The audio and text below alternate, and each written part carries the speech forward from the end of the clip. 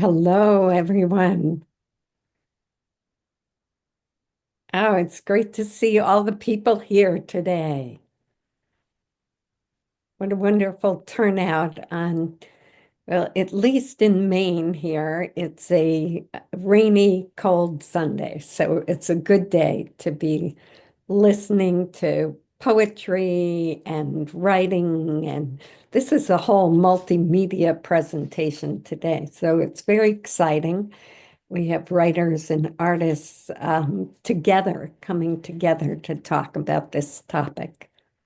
So if you feel like it, you can put where you're coming from in the chat while I do a little bit of a welcome and introduction to the Poets Corner.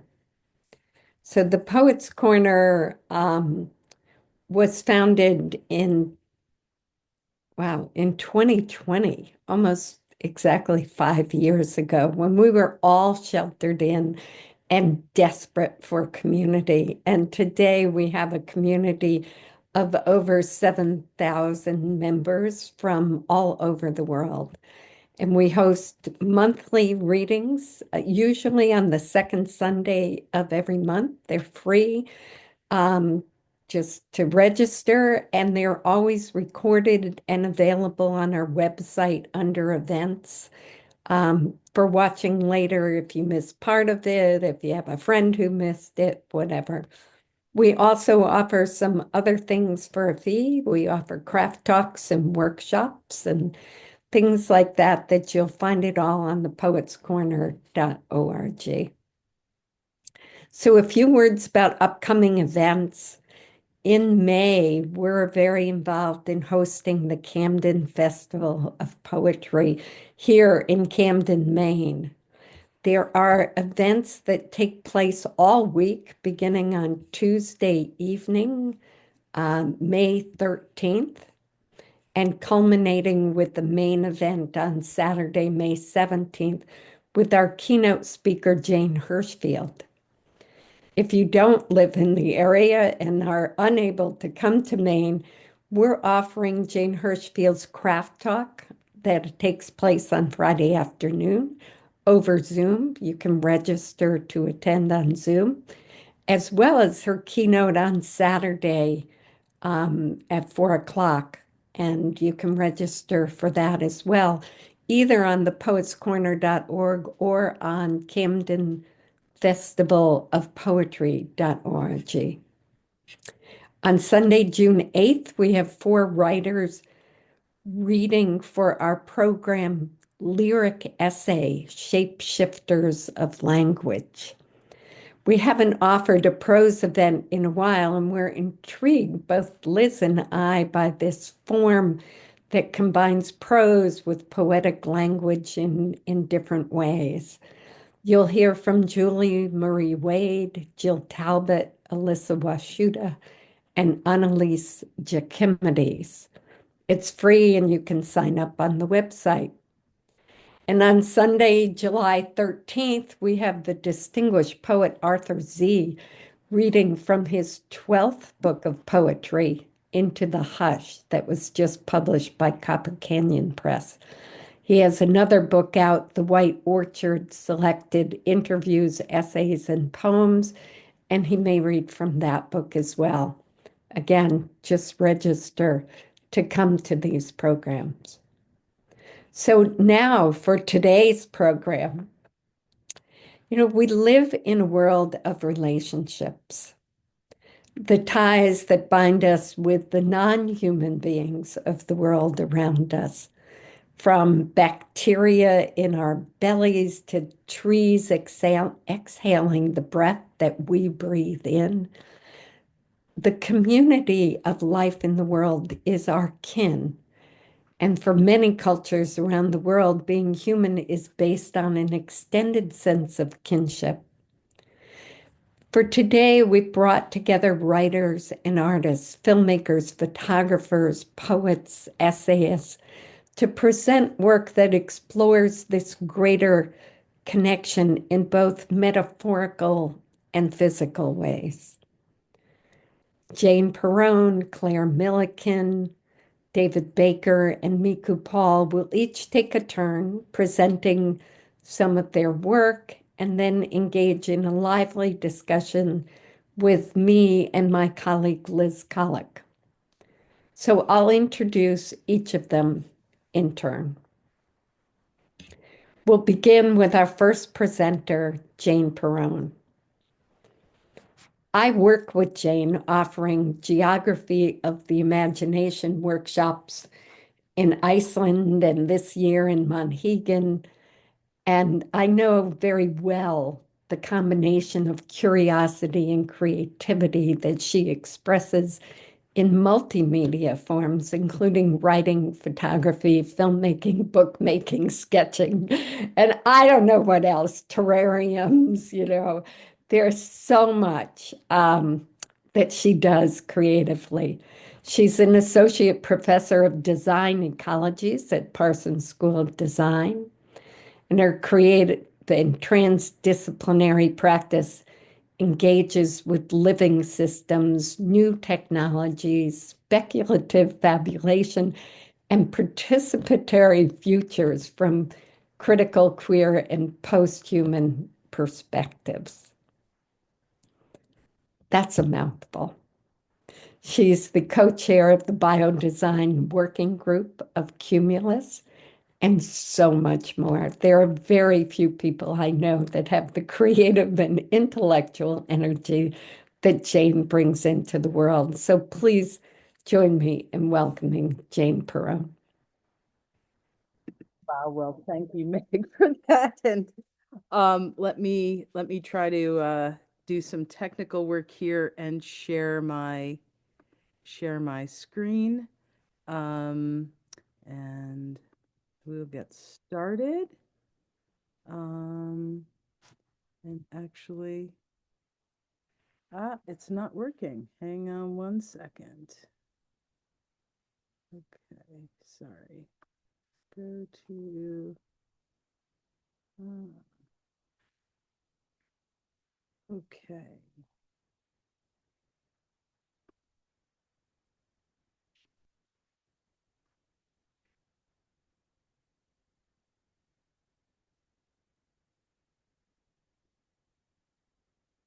Okay.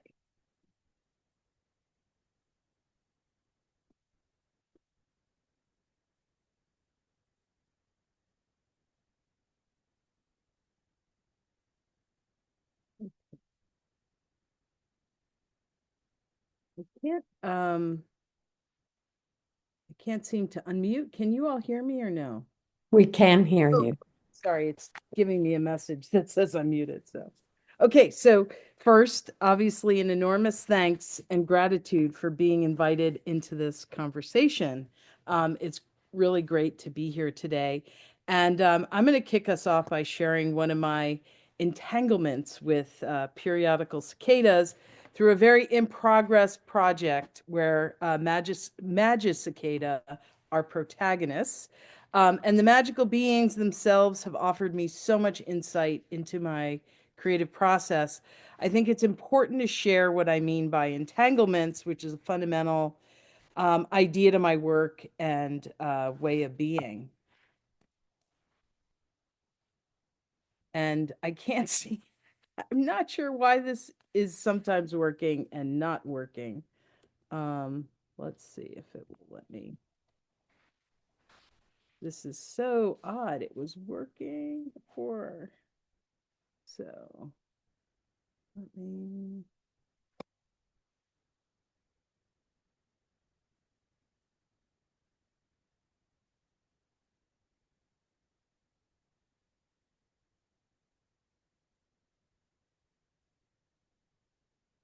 Um,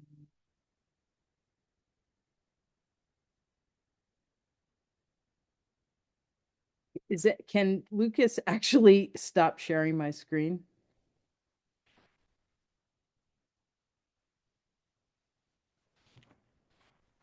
Thank you.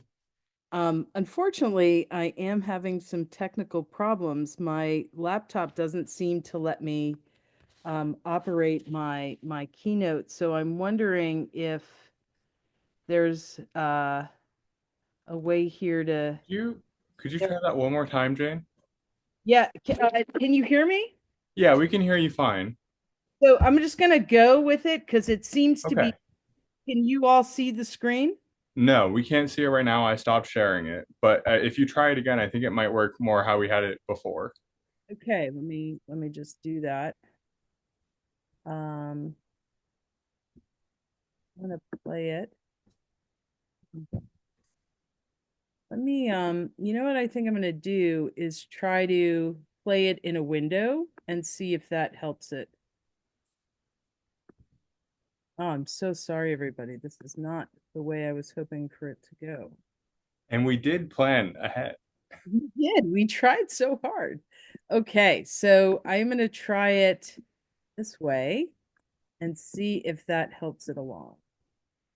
Okay. Can people see my? No, we still can't. Now that it's in full screen, we can't. Oh no, we can. We can.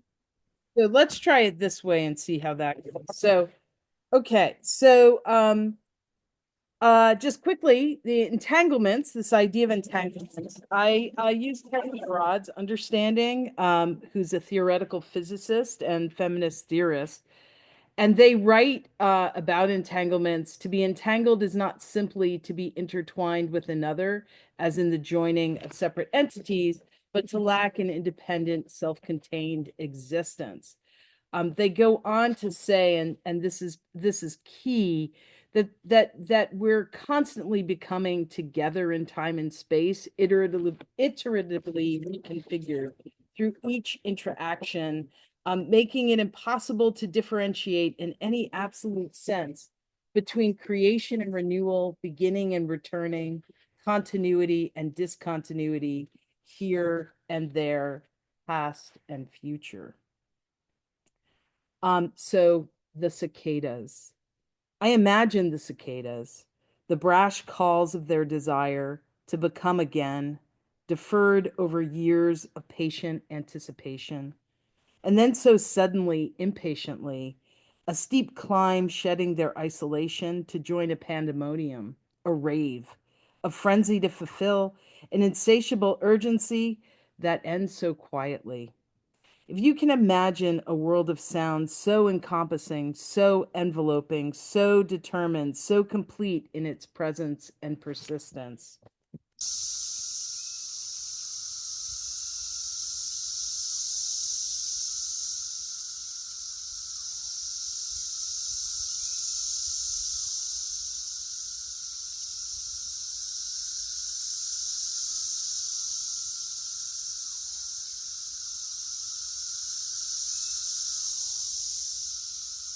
I think you're going to have to receive that.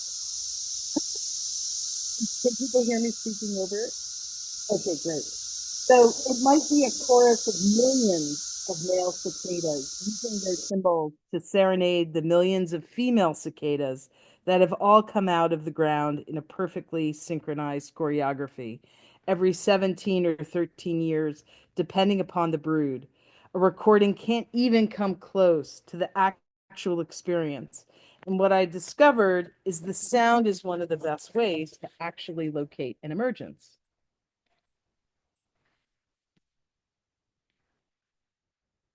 What about these alien creatures fascinates us, captures our imagination, or possibly even makes us feel so connected or related to them? We are, of course, related. Distant cousins, you might say. The family tree likely split over 500 million years ago, but this divergence from our common ancestor is so recent compared to our 3.5 billion years of shared common ancestry. Deepening my understanding of periodical cicadas has made it so apparent my need for long cycles going over and over and over again recursively until the significance of my entanglements have etched themselves deeply into the woven fabric of the forms the work takes. Like the roots of an incredible tree system that fulfills and nourishes life over such long periods of time. The dramatic shift that's taken place for me is moving from fighting against to embracing the pace that doesn't conform to commerce time, design time, or efficiency time, but instead artistic entanglement time, not unlike Walt Whitman's Leaves of Grass, evolving over decades. It seems that my project life cycles are their own cicada brood, maybe the triple X brood if I'm alive long enough. While underground, the larvae and nymphs are not dormant or hibernating. They are like a resonating sine wave, growing and molting, growing and molting. They operate slowly, but they are active and robust. Last May, news articles kept appearing in my feed announcing the rare double emergence of brood 19 and brood 13, which last occurred in 1803 when Jefferson was president and before Lincoln was even born. The next simultaneous emergence of these two 13-year and 17-year cycle broods, we hope, is 2245. And so it got into my head that this was an incredibly important thing that I needed to do, to drive over 2,500 miles to witness the emergence of these cicadas. On Sunday, May 26, 2024, my co-pilot, a miniature poodle named Ziggy Sunshine, and I left early in the morning. We passed through Scranton. Biden is from Scranton, and at the time I felt hopeful. I needed gas, so stopped at a Love's, an awfully weird name for a truck stop.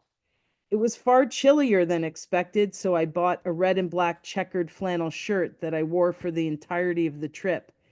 It somehow made me feel legitimate. This was spontaneous, not well planned, and I had exactly 1 week to squeeze it all in. I found two apps, Cicada Mania and Cicada Safari, which prevented this from becoming a failed folly or something much worse. Cicada Safari, created by the entomologist Gene Pritzky, became the easy shorthand in how I referred to this harebrained thing I was up to. I'm going on a cicada safari, which stuck and is now the working title of the project, offering me another thread to critically engage with the two previous safaris I've experienced in South Africa and Uganda, entangling with the deeper histories of the colonial and exploitive dynamics of the safari more generally. Using Kritzky's app and my ears, we located the very east edge of the emergence in the Indiana dunes. What I want to highlight about this experience, or the idea of why field expeditions are so important to me, all the intra-relating learning and serendipity just wouldn't have happened sitting in the completely isolated vacuum of my brain. A fully embodied multi-sensory connection to the dynamic flux of specific places allows me an entry into layers of meaning and significance that I would otherwise completely and utterly miss. Ultimately, my field expeditions and projects are simply an apparatus, something I conjure and invent just to create the conditions for these magical and surprising entanglements to take place. When the soil is a steady 64 degrees, the nymphs tunnel out and make their way up the vegetation, going through the transition nymph to adult. The nymph is on the left. It's the chitinous shell that the adult cicada emerges from. I took thousands of photographs, video, you name it. And after mating, the female uses her ovipositor to lay eggs in a score she makes along branches of a tree, broadleaf trees. They love oaks and maples and mulberries, and they're often referred to as locusts, which they're not. They're actually locusts or grasshoppers. The cicada is harmless to humans and provides an incredible boost of protein for about a month of time every 17 or 13 years that feeds huge populations of animals and birds and etc. So I couldn't pass up a stop in Gary, Indiana on our way to the next stops of Woodstock, Illinois, and the Morton Arboretum on the outskirts of Chicago.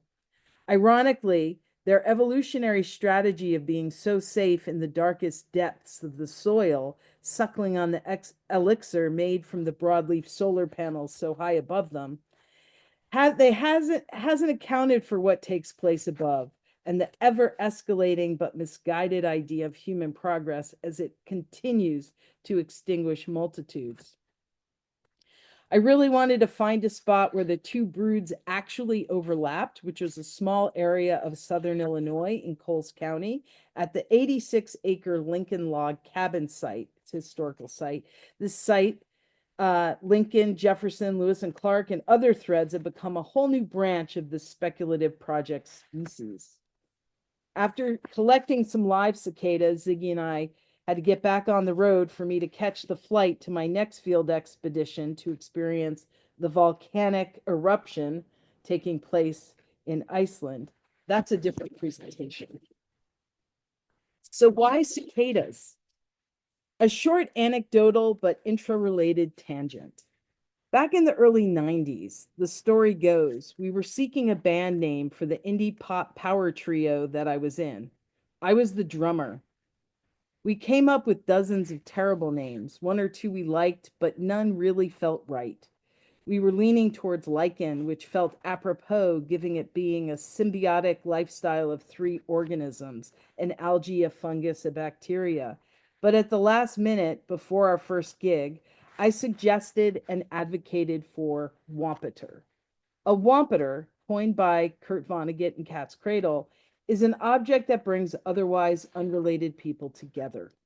Vonnegut was enormously influential and important to me and my survival of high school. This band and the New York City riot girl queer scene more generally brought me into my first true creative community, or as I would put it, I finally found my people. My mycorrhizal network of nourishment and acceptance, I found my brood, or maybe more cosmologically, my cuirass, another Vonnegut neologism. We found out Vonnegut was signing books at the downtown Borders on Broadway, so the bass player and I went and stood on an impenetrably long line. We stood there and slowly shuffled along until we got up to the table and introduced ourselves. I said, Mr. Vonnegut, we'd like to ask you if it's okay to use your word Wampeter as the name of our band. He took that opportunity to stand up, strikingly tall, towering over us, and in a warm but scratchy and low voice of a longtime smoker, answered, Why, of course. Many people use the names or phrases from my books. I'd be delighted. After a pause, he asked if I'd like him to sign the book I brought along. Profusely thanking him with my signed book, we hurried along, officially named the band Wampeter, and this band really did become my Wampeter, my entire root system. We became good friends with another band called the Drennans and would play gigs together and hang out with a group of designers I freelanced with at my day job, Nickelodeon. They became our fans. When I started teaching workshops at the Maine Media Graphic Workshops and bought my little cottage in the woods, the designers got me this print from Argosy as a housewarming gift. This print introduced me to the life cycle of the Magic cicada and completely captured my imagination. What's more, I learned that this print was published in a book called The Periodical Cicada in 1907 by C.L. Marlatt, the foremost cicada etymologist of the time, which I just learned about and read through Gene Kritsky's writing. If you recall, Kritsky is the creator of the Cicada Safari app. The first night of our cicada safari, Ziggy and I stayed in Cleveland at the home of a friend from the MFA program of what is now Maine Media, which I've been part of for over 25 years. Her husband, a commercial artist, began telling me about his good friend Paul, who works at, wait for it, Nickelodeon. Well, this Paul was the Paul from the Drennans. Small world, they say. Alas, Wampeter broke up for creative differences, but that's another story. Why cicadas? Well, cicadas are Wampeters. Thank you. Oh, thank you, Jane. That was wonderful. You might have to stop sharing for me. Oh, no, now I can. Okay, great. Sorry. Great, great. Thank you so much. Delightful. And we learned something too, right? So moving right along, our next speaker presenter is Claire Milliken. Since I've met Claire, she's someone who seemed to me at first meeting to be quietly brilliant. And then she's just simply continued to amaze me with what she writes and all she does. She's the author of 10 collections of poetry, including her newest book, Magic Cicada, um, and other books, Elegiaca Americana, State Fair Animals, Motels Where We Live, Television, and others that have been finalists for the Maine Literary Award. And she's received the Maine Literary Award as co-editor of the anthology Enough Poems of Resistance and Protest. It was in a conversation with Claire that we came up with the idea for this reading. When I was asking her about why cicadas as a controlling metaphor for this book, and we were thinking about different ways that people connect with a more than human world in their writing and in their identification. So, with that, I'm going to turn it over to Claire for the next segment of our program. Yeah, thank you so much, Meg. And thank you, Meg and Liz, for hosting us. And thank you, Jane, for that wonderful introduction of Magi cicadas. Usually when I'm reading from this book, I have to lengthily explain, what the title even means. So it's really lovely to be able to jump in and assume that at least one person knows what the title means. I do want to actually show the cover of the book. This is actually fabulous artwork by Duane Slick, who's a Ho-Chunk visual artist that has been teaching at the Rhode Island School of Design for many, many years. And just, shout out to Duane Slick and please do check out his artwork if you can. It's really fabulous stuff. So yeah, my strange book of poems, Magi Cicada, does indeed use the Magi Cicada, the periodical cicadas, the ones that bury and reemerge in cycles of 13 to 17, 13 or 17 years, depending on the brood. There are different broods of cicadas. And it's a book about juvenile solitary confinement. So it really draws on the cicadas as metaphors for burial and renewal, kind of rebirth. And so I'll just quickly kind of read through a few of these poems. And then if there's time, I'll close with one or two new poems that I've been working on. As Meg mentioned, I do have an earlier book, State Fair Animals, that was also about the intersection of the human and the animal worlds. And so I've often written that way and continue to write that way. I was drawn to the cicadas for really the reason that Jane mentions the sound that they make. I grew up in the Southeast in Georgia and went to high school in North Carolina and taught for 15 years at the University of Virginia. So that sound is really a part of my soul. It's a wonderful and eerie and bizarre sound. But this first poem is called Magi Cicada, and it is actually written about a former student of mine. I think it, covers her identity well enough. It is about a troubled time in her life, and it's called Magi Cicada. Every 13 years, she will rise, reborn from the state asylum, and ask you for a letter of recommendation to tell the judge, the jury, any human listener that she is pure and you have always loved her. Every 13 years, she returns, mind, soul, wings opening, the terrible bruising where the Charlottesville police have handled her, legs, head, wings opening. She calls you, entering the vast circulation of data. Come get me. You who once were her teacher, who are super family. Magi Cicada, she will rise from dry earth, shaking off gold rings, ashes of the Ravenna, where the James River touches dusk's red angle. Every 13 years, she will emerge from Western State Asylum, make her way back to Jefferson's academical village, seeking the classes you once taught her, though you are no longer there. She'll request a letter of recommendation, something she can show the magistrate, the Court of Appeals, when she no longer has a court date and nothing left to appeal but fate. Bodies of cicadas fall deep into earth, inaudible for years, then surface, no longer nymphs, no longer inmates of Western state. The Magi cicada lift, carrying Earth's buried errata, tearing open a tarnished sky where Jefferson's slaves labored. She asks you for a letter to recommend her, as if your words could remake the world. Say it will be whole.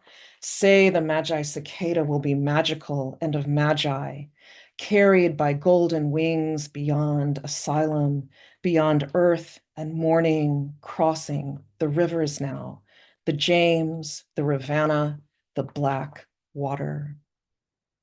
And the next poem from Magi Cicada that I'm going to read is actually called Brood 19, which, as Jane mentioned, was one of the two broods that had that historical convergence in 2024. And this is a poem, however, about my mother, who is certainly, well, both of my parents are from deep in Georgia. So it's a Georgia poem. Brood 19. At each end of August, she'd open her daughter's closets, get rid of old school clothes before buying new back-to-school outfits. The garments of our smallness she stripped, throwing out what no longer fit. Discards lay on wooden floors like shed exoskeletons of cicadas who, having risen from 13-year burial, having lived the summer of violent song, then crash against earth, splayed, golden, and drossy, an alchemist's yarn. She'd bundle our clothes in her arms for the trash. She loved to get rid of the past, and for good reason. 2024, they say, is a magical year for cicada broods, and so my 88-year-old mother will shed her gold, forgetting she's still beautiful even now. She will sing violently with an ordained accompanist, a hard music for this emptiness. The cicadas will flare and cry, and in her extremity, she'll sing the summer down, filling trees with no one listening. There's no going back to school now. Hence, I consider my clothes at the end of August. They are not fine. Many are torn or no longer fit. I cannot throw them out. Shell of myself. This elegy I want to write prettily cannot be pretty. Remembering the clothes of our childhood flared on floors, she wants to gather us back now.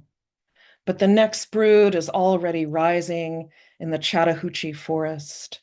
A new symphony, exuviae, golden, cling to the trees. And the exuviae are the exoskeletons of the cicadas. So yeah, and the last poem from Magi Cicada that I'll read is called Succor. I actually do not know how to pronounce my own title here. Betsy Scholl gave a beautiful reading of this poem at the book launch for this book back in the summer. And so, Betsy, if you're here, I wish you could read it now, but I'll read it. It's called Succor, and it's in this book, Magi Cicada, which here, I'll show y'all Dwayne's beautiful art again. There's the cover. And so, voila. Before summer solstice, the Magi Cicada crawl from dirt into trees. Shedding their exoskeletons, they find house in branches. Then their voices strum the acres, syncopating timble by timble, a chorus deeper than crickets, locusts, katydids, cicada wings fan hollow ribs, like wires plucked 1,000,000 times. For the body to become musical instrument, the entire self a throat, for each note to be two notes and two more, multiplied until the sky bears a golden corrugated curve of sound. You don't spend 17 years buried without the need to sing afterwards. You don't spend 77 days in solitary confinement at age 14 without the need to say this is what it was, your 15th birthday in solitary's hard human sky, where you learned to sing without a congregation. Cicadas sing in a congregation. And so, yeah, I'll close with just a couple new poems about horses. Continuing the kinship theme, or maybe only one new poem. I'm not sure how long I've been reading, so y'all just let me know. These are a lot simpler to understand because the name horse, the word horse is a word that most people recognize, whereas Magi Cicada is something we tend to need to look up. But the year I was a horse. Like a man telling you your bad dreams are your own fault. The year I was a horse, I got stronger, and men watched me the way they watch strong animals. In bad dreams, I took the medicine they gave because training and breaking a horse are synonyms. And I was searching for a line, a path or doorway to believe again in human voices, human excuses in the darkness of their houses. As a horse, I couldn't ask for explanations and couldn't weep. Mourning was impossible while keeping moving. No one wants a horse to stop when they need to keep riding.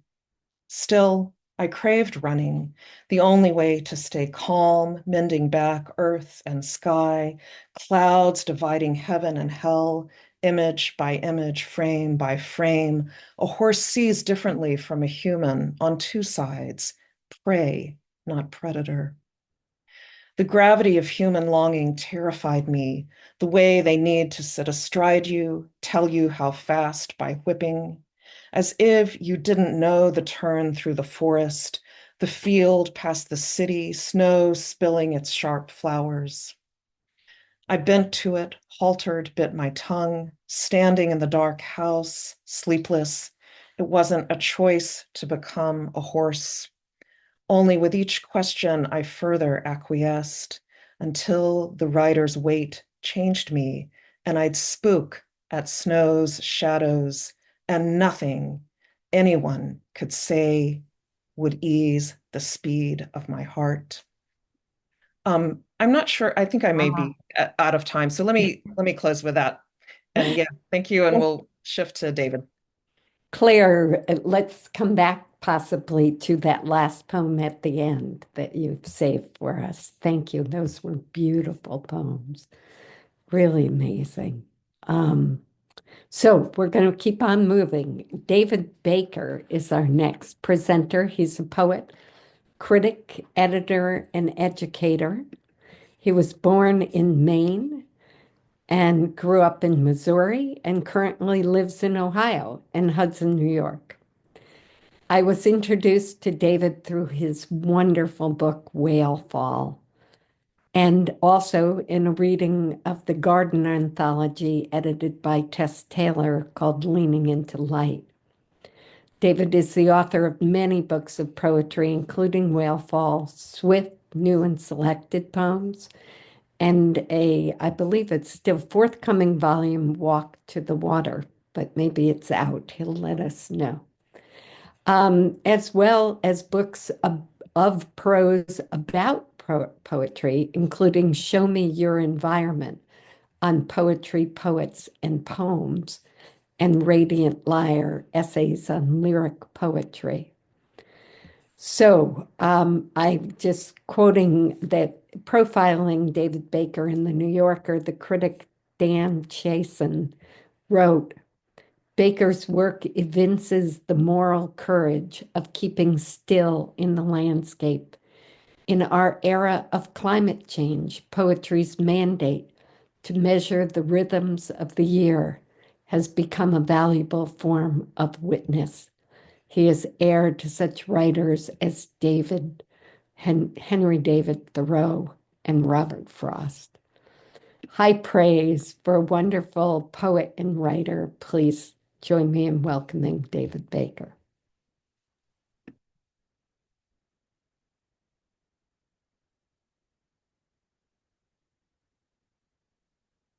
Thank you, Meg. Late Georgic in a field in Ohio. Take my hand, she said, and I lay my palm on top of her hand, and she knelt a little. I knelt beside her, and she waved gently, as with a wand, the small light she held like a pencil, tracing in the humming air a phosphorescent J. We were in clover, we were in Jimson in the field, we were in sedge grasses wet with the birthing of mid-evening. I have been a biologist all my life, she said, and I love this more than anything. Jay in the deep blue air. Jay, Jay. And the red-winged blackbirds chipped from the cattails around the pond, and a jet glided homebound or outbound in the low horizon. Jay, she wrote. We wrote, and then a blink answered from its cave of curled grasses, and another came toward us in a funny sort of dancing rise and fall, and I realized we were speaking, all of us, Firefly, an awkward human couple, not a couple. And the wonder was not that they answered us. The wonder was it dawned on us finally to ask.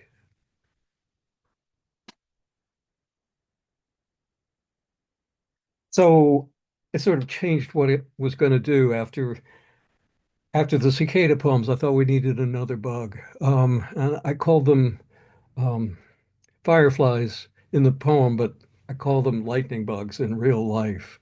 Um, you know what a penlight is, yes? That's what she taught us to do, to talk to the lightning bugs, and they would come to us. I'm really grateful to Meg and Liz for putting on this wonderful event and pleased to share it with Claire and Jane and Miku. I think nearly everybody's from Maine, so I join your number. I've lived for most of my life in the Midwest, but as Meg said, I was born right there in Bangor at Dow Air Force Base. The first poem, Late Georgic in a Field in Ohio, is part of my new book, whose title I have changed, by the way, to Transit, coming out in January. Like that poem, there are quite a few other poems in transit about doing environmental field work, going out with botanists, geologists, whale scientists, lots more to work and learn alongside them, to get my hands a little bit dirty. So here's a little bit about the other poem I'm going to read. Um, so the lightning bugs and the cicadas are tiny. The figure in this other poem is really big. It's a whale. And I'm going to read parts of a long poem from this book called Whale Fall. The poem is 18 pages long, so believe me, I won't read much of it. Um, the poem is a hybrid form. For Jane, it's a poem about entanglements that's necessary. Um, I try to blend fatherhood and my ongoing chronic disease and medical treatment and the ecological unwellness of the oceans, my own backyard in Ohio, and the death of a single sperm whale. Do you know it can take the corpse of a whale a year to fall to the deepest ocean floor?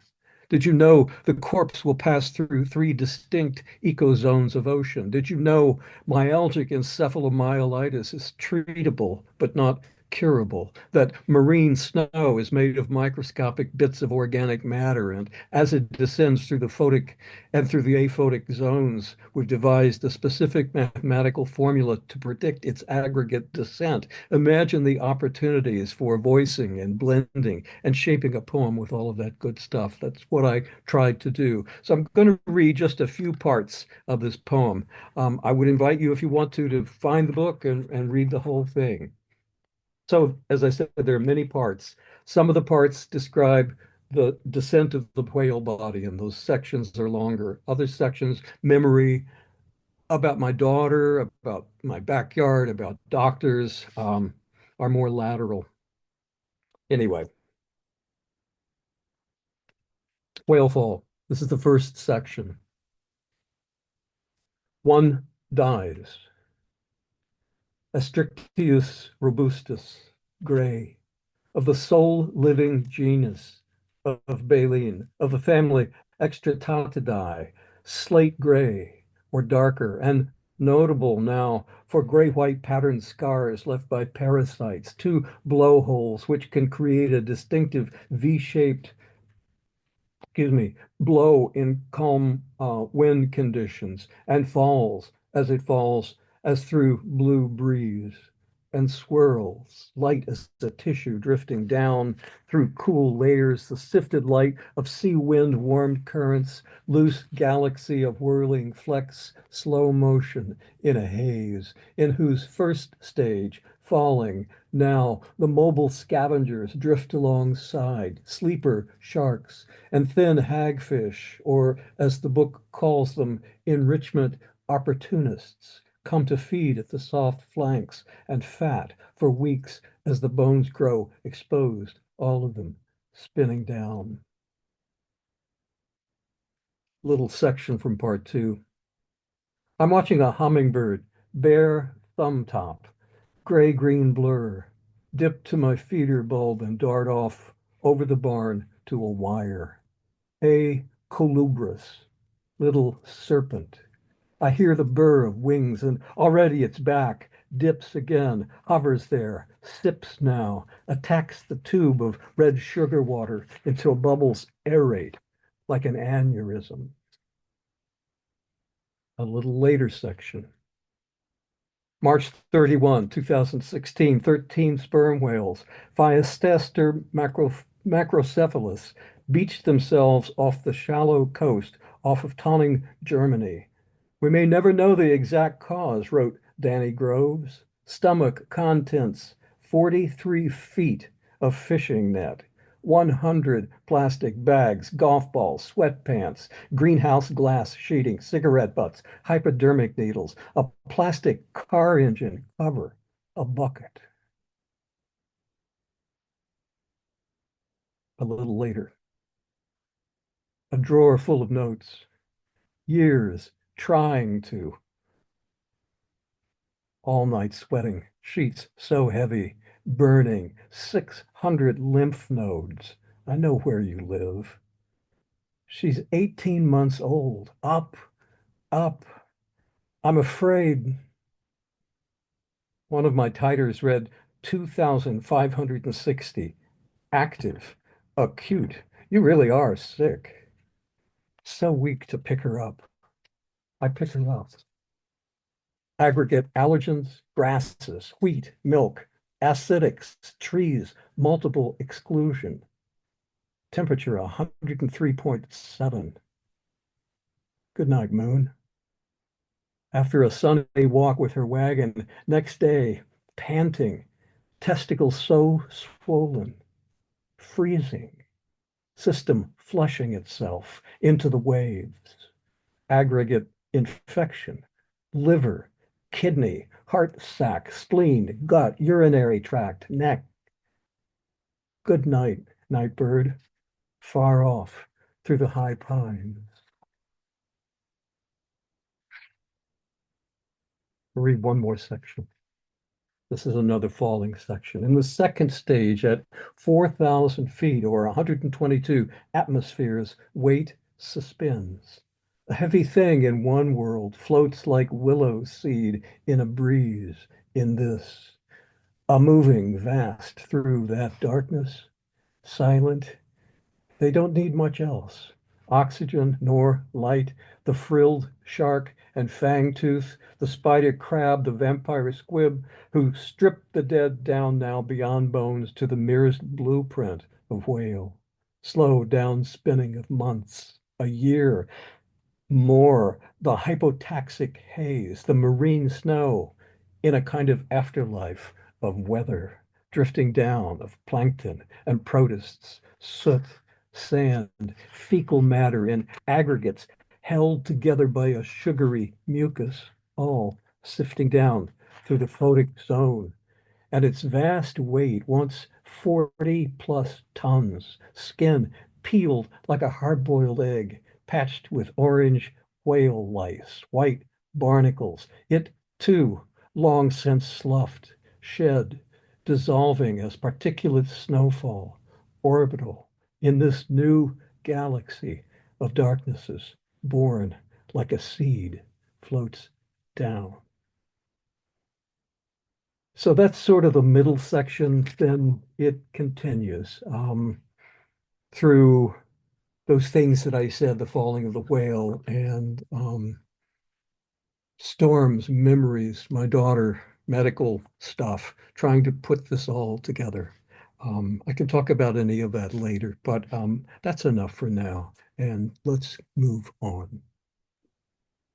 David, thank you so much. That book and that poem needs to be read in its entirety. It just does this beautiful job of weaving together the science and the human experience and the whale fall and all of these different things that you gave us a lovely taste of. Thank you. Thank you, Meg.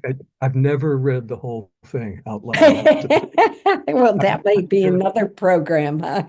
Might be, but thank you. Thank you. Well, our next presenter is, and our final presenter today is Miku Paul. Miku is an Indigenous writer, visual artist, and storyteller. A Maliseet, she's a member of the Kings Clear First Nation, New Brunswick, Canada. Look Twice, the Wabanaki in Image and Verse was her first multimedia installation and includes archival photographs, poetry, and original graphic art. She's co-authored a chapter on culture-based education with Dr. Kelly Hrenko at USM in the Indigenous Education Journal, Transforming Our Practices, Indigenous Art, Pedagogies, and Philosophies. She's a graduate of the Stone Coast MFA program, and her first book of poetry, 20th Century Powwow Playland, was published in 2012. I watched some of what I think Miku is showing today a couple years back at the Belfast Poetry Oh, yes. Festival. And I was just blown away. And then I was thinking about that connection with David and the Call of the Whales. And I just love all the connections that are coming up today. So with that, I'm just going to turn it over to Miku Paul. Hello, everyone. I have been working hard and thinking a lot about the mother and our natural ecologies more in recent years. This is Love Letter to a Wild Main River. Tsunabi, her pulse, push and pull, tumble and slip. Zib speaks her own language, I remember. The whole earth is my home. She holds memories of herself, ancient benevolence, my heartbeat, Eduda walk, Madajwogsip. It was just the sound of the river flowing.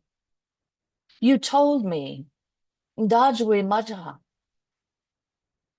I have to go home, past the forests, pine and spruce, larch and cedar, around thickets where dear people hide, taking their rest,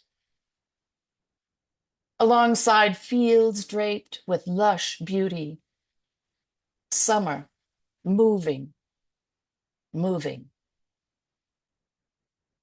Colors flash in misted sun, orange paintbrush and white daisy, pink dame's rocket and yellow buttercup.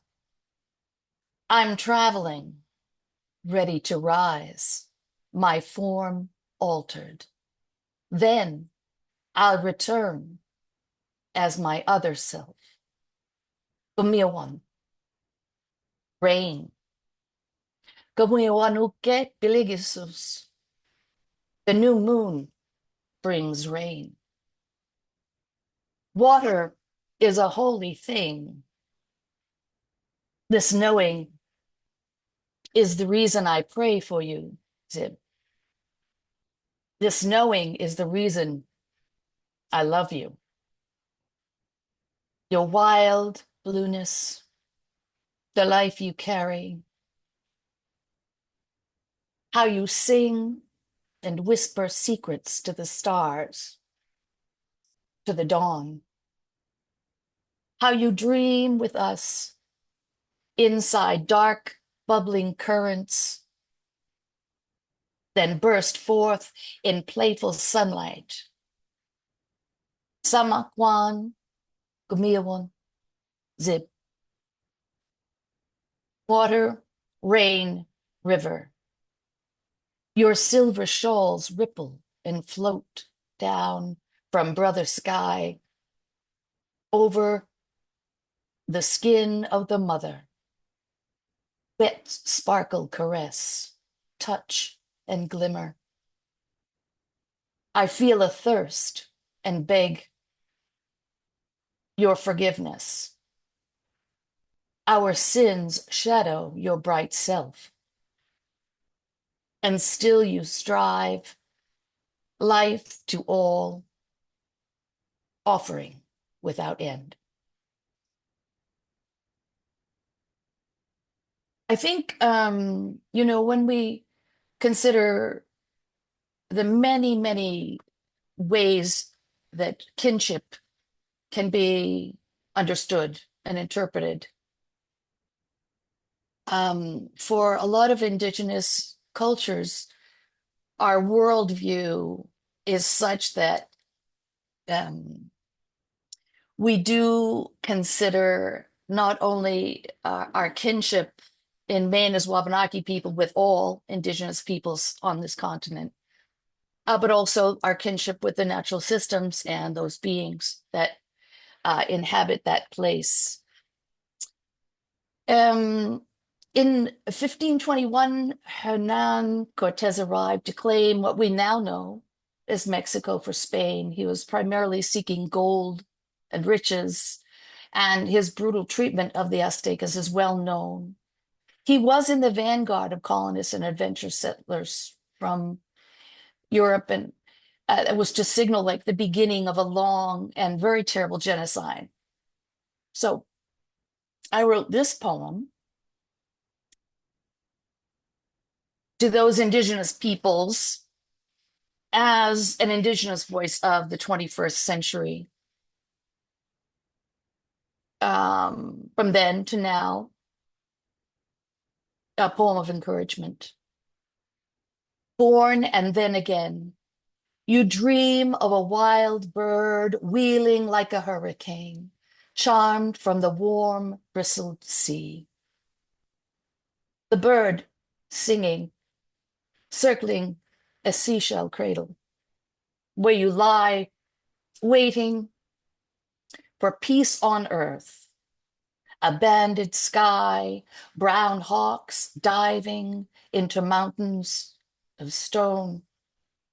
Beneath you, it is deep as hell. Verses rise, ascending fire in breath of bay, breath of balm. You wait to be lured back to life.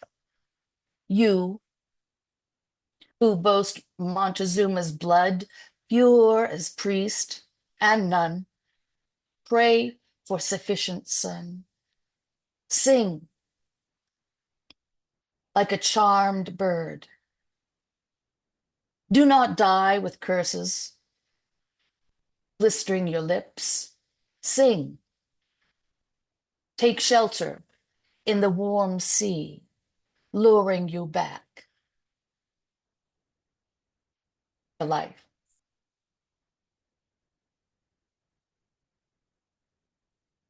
So There is something we're going to take a look at, which is also about whales, to finish. But just before I do that, I think I will read a poem about dolphins. I have a very, very soft spot in my heart for all cetaceans, and I find whale fall fascinating, and also something we have always known is that the whales do speak. And so we have I've read that they are now working very hard to actually decipher their language.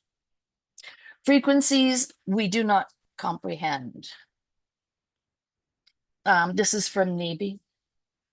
Captive dolphins are conversing.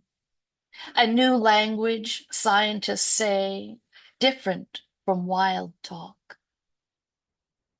Each pulse a phoneme, words, spoken sound glyphs, all clicks and whistles, messages and meaning. Through the world, through the water.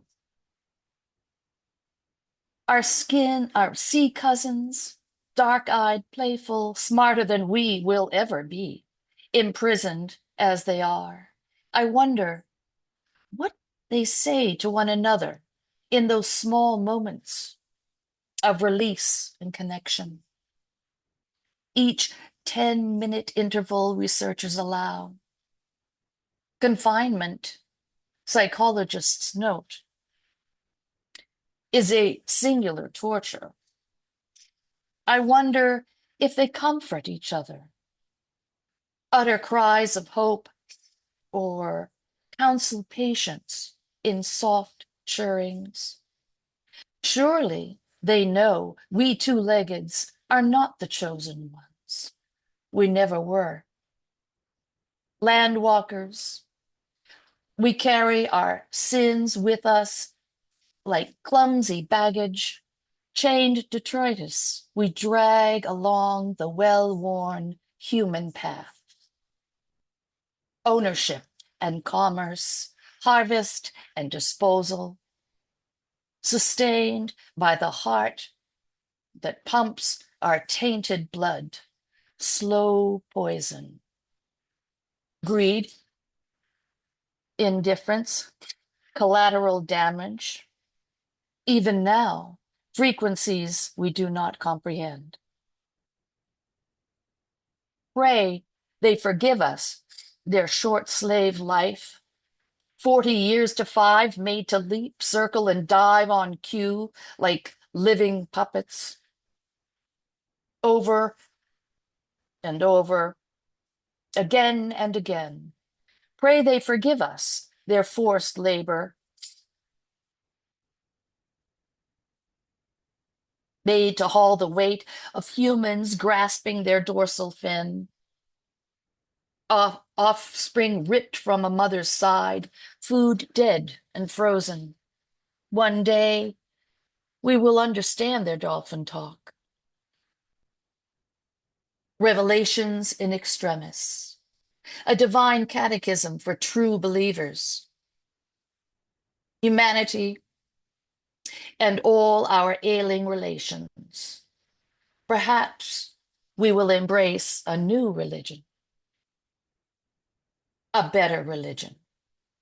Maybe then we will finally set them all free.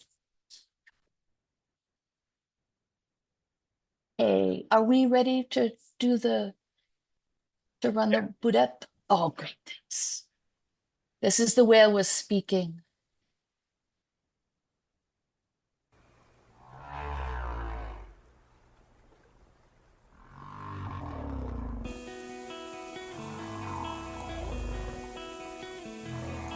When the whale spoke, there was no answer but the howling of the hurricane, spinning above the great blue, collecting itself to shape water into sky legs, that walked the land like a righteous Templar with singular intent. The whale rose to watch the wind snatch waters as raiment, gather themselves into being, incarna, come to deliver a message. When the whale spoke, she murmured rising exaltations of truth in death, eddies of blurred terror, words indecipherable until slow music that spiraled in low decibels. She sang blue notes, wisdom through the great waters, sounding, vortex rising, calling, calling. Can you hear this voice, universe of moon and tide that calls to its primordial self? Let me explain, she said. Time has no name here, where sunlight shelters floating plankton, half-life sacrifice, food for so many, my kin and yours, home, the world's breath, strangled in ghost nets. Begin again. The nod and pull, a lullaby climbs into sky, tumbles back to our front door, where strangers peer as we birth our children. We try to stay alive. Your future, our future, obstructed paths you wander without purpose. When the whale spoke, she sighed in long curls of treble that quivered on darkened currents, heaving past the melting glaciers. I am the ancient witness. I carry the story of us all into another story and another, that the great chain of life continues. Know this, what you choose to abandon, seduced by distraction, this brief signal, our human span, this is the storm that does not end, the distorted pride we pretend to believe in, the fate that will leave us all grieving. Satisfied, the whale returned to the depths and whispered to the fishes, to the sea turtles and dolphins, to the sharks and seals and walruses and octopi, the eels and the orcas and all her relations. It is beginning, the whale said. The end is beginning.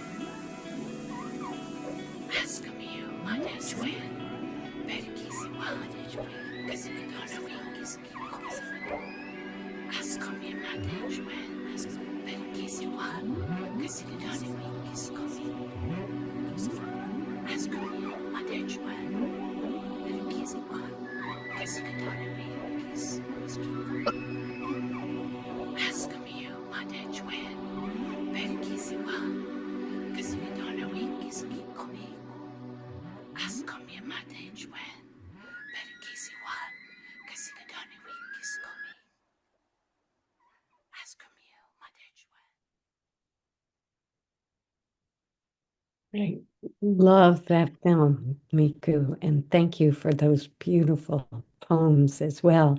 I love that we bookended today's program with beginning with visuals with the cicadas and ending with these gorgeous whale visuals. And at this point, I'm going to invite all four of the presenters to join Liz and I in a little bit of conversation. And if you have questions for our presenters, you can certainly put them in the chat. And if we have time, we'll try to get to them. Lucas, can you spotlight the six of us together? Yeah. Great.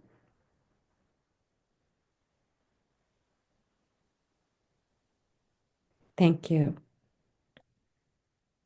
Here we go. We're just missing David. There we go. So I was just struck by all the connections that were, between everyone's work and the ideas and the different forms and essay form and hybrid form and poetry and filmmaking. And um, I'm wondering if there were connections that you saw today that surprised you, any of you, that you weren't, I mean, you didn't actually come here knowing each other's work. Some of you knew the other people, some of us exchanged some things ahead, but we hadn't had this time to engage and entangle ourselves in, to use one of Jane's word, with each other's work in that sense. And there were connections that surprised me. Um, just when we went from cicadas to lightning bugs, and then I was thinking about all the ways that fireflies have shown up in my poems, and things like that. And I wondered if for each of you there was something there that sparked an idea or a connection that you hadn't anticipated. Miku. I was listening to Claire's poems, and two I think had the word house. And so I had wanted to ask, what does house mean to you? Because you use it in interesting ways, and I do as well in my poetry. So yeah, I would love to hear your ideas about what is house. You mean me? Yes, Okay. Claire, from your poems. Yeah. Yeah.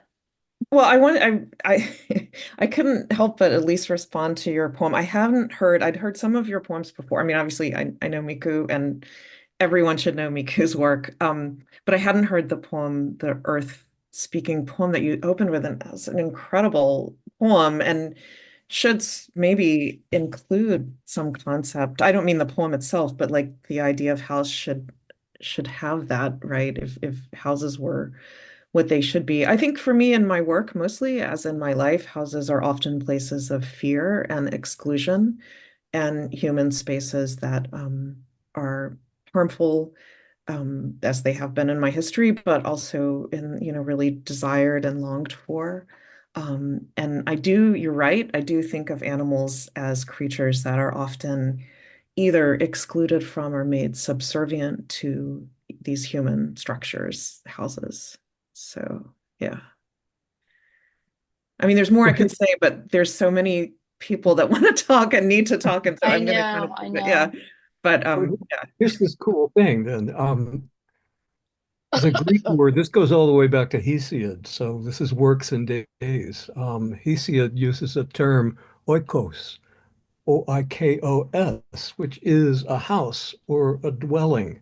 Um, and that word oikos is the word that gives us ecology. It's the word that directly links us to Greek classical poetry.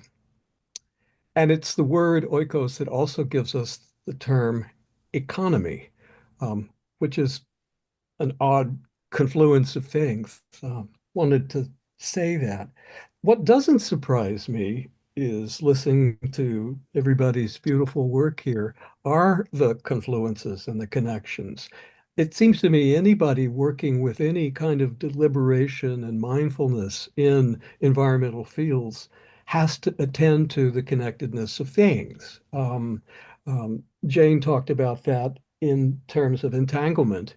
There's another physicist, a guy named Carlo Rovelli, who talks about those connectednesses as being relationality. He goes so far as to say there are no things in the universe. You remember the modernists saying there are no ideas but in things? He says there are no things, there are only events, and events being those interactions among what we identify as separate things, which aren't separate things, that only come into being in their relationship to other things. Um, and I think that's kind of an inevitable and beautiful way to think about, I mean, not just other beings as, animals, but icebergs and volcanoes and stones and oceans and stars, all the stuff in the universe as deeply connected and essentially one thing. And that's what I heard, whether we're writing about little bitty bugs or great big whales, that interconnectedness. I think that's a beautiful way of talking about it, David, and bringing in the physicists. And also, I think Miku, in your work, you embody some things that we I might think of as non-beings, as beings. Oh, In right. that first one, the river as a being and as a mother, and the last one and the whale. And I think that's the way that this kinship concept for me comes together, that we're not separate, or that we're all beings, right? And I don't know if there's a question there, but I heard it most prominently in some of your work, Miku. Our language, I'm always trying to bring the language in because it is a verb-based language. It's contextual. We Mm. have no pronouns. And like when we think about house and home, the wigwam is the home, but then we have all these other words for where this thing takes place, where that thing lives. So it's not a static object, right? It and we see that in English, we think, okay, house is the thing, home is the thing. And so we don't really differentiate that. Um, and I think that that is important because if I can bring some language in by sharing that view, then I can hopefully support people understanding better our perspective on that relational dynamic, which is really old. We've been here for 12,000 years. And so I think it's important. And so I'm these days always trying to bring the language into my poetry. The river poem, Claire's, I couldn't share it around because it's in a film, and I had to like wait for it takes forever, post production. And I had to finally, then they kind of launched it, and now I get to have it. It comes back to my own kind of ownership. So. Jane, I felt very strongly that you and David weave the science into your creative output. Can you talk a little bit about how that's part of your practice? Yeah, I think that besides the geeky, nerdy inclinations that I think maybe David and I share, just with the oikos thing, I have a whole thing on the oikos We thing. do. Yeah, this idea I was trying to get at of this idea of a creative being or creative process as just being an apparatus to essentially engage with the world and learn from it. And I try to understand what drives and motivates these harebrained things that I'm just constantly getting myself entangled with. And I think it's this just insatiable need to learn and to understand and to get things from these different perspectives. And I think Miku captured this, well, everybody, and this is so all the work spoke to each other and resonated across each other with the use of language, the imagery, the metaphor.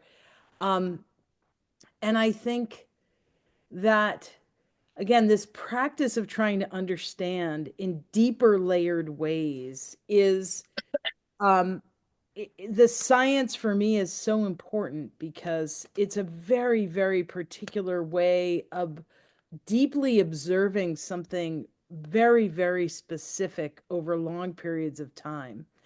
And it's in that, method or methodology that so much of what we understand has taken place. Now, of course, many people like artists and just lots of other people also spend huge amounts of time um, staying. It's almost like, Mary Oliver's work of walking the same pond for, what Yes, was it, yes. 70 years, and Yeah. or not Yep. quite that long, but close. And just seeing what we're not able to see. And so for me, the science is a way in. The science unlocks these exceptionally remarkable things that just must be paid attention to. Love Jane, that. They've the scientists have, I want to talk about that in just a minute. The scientists have not just language, but they have methodology. Exactly. They look at something and interact with something in such a different way that than sometimes us poets who stand back and kind of look at stuff. The scientists, first of all, just go ask a scientist if you can hang out, and they will fall over That's true. backwards saying, "Yeah, you're kidding. You want to go wade in the stream and count crawdads? Let's do it." And they have such language and such precise methodologies. But I mean, I've been a teacher almost all my life. The Western Academy has so over-organized forms of knowledge so that the scientists do a thing, the sociologists do a thing, the mathematicians, the historians, the poets, the whatever, and they don't really interact. Here's the math building, here's the sociology building, and you don't even go in that building or in that oikos. And I am for as much cross-pollination and blending and borrowing as possible, even, from the writing of a single poem to, what I read and to people I like to hang out with and talk to. Um, uh, that's kind of my point that I'm trying to make, that breaking down of disciplines or specialties gives us some advantages, but mostly misses the point of mutualism and relationality and entanglement. Boy, that was a long answer. I'm sorry. That's well, I fine. mean, historically, is someone else trying to speak? I Oh, don't go ahead, Claire. And then we'll go to Miku. Miku, you go first. It's fine. I can. Oh wait, it's fine. Yeah. I'm just thinking about it struck me what you said, David, because I teach a lot of IK. And so Yeah. when I'm trying to bring in now, I just wrote the anthology won't be out for a while, but I wrote a poem on the Atlantic white-sided dolphin. And the first thing I did was jump into research, and it was so fun. It's so Yeah. nourishing to learn these new things. But I do also frequently encounter this sort of siloing and this difference in thinking, well, this is what science is, and this is what IK is. And I actually have a Forbes article that talks about the dangers of IK, which, for those folks that don't know, it's indigenous knowledge. We used to call it tech, traditional ecological knowledge. But the Forbes article talked about how you have to be careful because there's science and then there's folklore, and which is absurd, right? So when we're talking about kinship and relationship and connection to other beings and other systems, I mean, our body of knowledge is about these systems. It is science, but we acquired it over thousands of years in close relationship and observation to nature, and we carry that information forward generationally. We did through oral tradition and experiential learning within our communities. So I wish that we wouldn't separate those things. And what I'm trying to do in a lot of my poems these days is to not separate them and to kind of give people a taste of, look, there is a place where these things meet because they really are all one. Yeah, I was definitely going to speak along those lines that the history of Western hierarchical knowledge is, it's really a sort of simultaneous or somewhat simultaneous history of, sort of categorizing life forms and then categorizing quote unquote race, which is of course a concept and not a fact. So these things are entwined, entangled in ways that are really deeply deeply problematic. And so I agree, really with what both, well, everyone is saying that, it's finding those interstices, those places where things are, linking up that always were linked, and that we've sort of falsely separated. So I certainly, when I thought of writing about the cicadas, I didn't really need to research them because I grew up with them, so I knew a fair amount about them. That said, some of the nomenclature I did, have to check it out, and that is always a really cool process, for sure. But yeah, I think it is that sort of taking taking a part of the hierarchy, that is so important with this work. We have a couple of questions in the chat for Miku. One, where can someone see that film again? And two, where can they purchase your poems? The newer stuff is part of a manuscript that's not finished yet, but I did send a link to the Budep film. Great. And the Wild River Love Letter to Wild Main River is, I think, probably on Main Media Network's site for their documentary or what have you. Yeah, so thanks Great. so much for that. Thank you. Lucas just posted the link on Vimeo to the film. It's in the chat for everybody. Great. Great. And we have someone asking Claire if you could talk a little bit about your new poems. The horses. Mm. You mean like why I wrote them or how they're, um, yeah, I don't know. I don't want to really waste y'all's time because we have so many rich rich correspondents here. Um, but I think they probably came out of, I've been a long distance runner for like decades and decades. Like I would reveal my age if I said how long I've been a long distance runner. And I think for that reason, I do associate with horses a lot. My mother was actually quite an accomplished equestrian, and I always hated riding horses. I hated that feeling of asserting myself over the horse. Mm. So there's a lot of like familial, history with horses and with what it means to be strong and carry other people's burdens. And so I think that it's very true. All winter I've been writing poems about being an animal of various kinds. And I think there's some knowledge there, right? A different way of understanding the human world that is just really important to me right now. Yeah. Love that. And I know we've got to wrap up now. And I feel like this is such a rich conversation. I wish we could go on for a long, long time. I want to thank each of you for presenting and challenging me to think in different ways, to listen in different ways, to think about language and science and metaphor and connection. It's just so rich today. And I want to thank everybody for coming. And let you know that this has been recorded and will be up on our website in a couple of days if you want to watch again or share it with anyone else. So thank you so much for being here today. Thanks, Thank you. Joelle. Thank you. Yeah. And thanks to Meg, Liz, and Lucas for all of the Yeah. incredible programs that you put on with Poets Corner. It's so appreciated.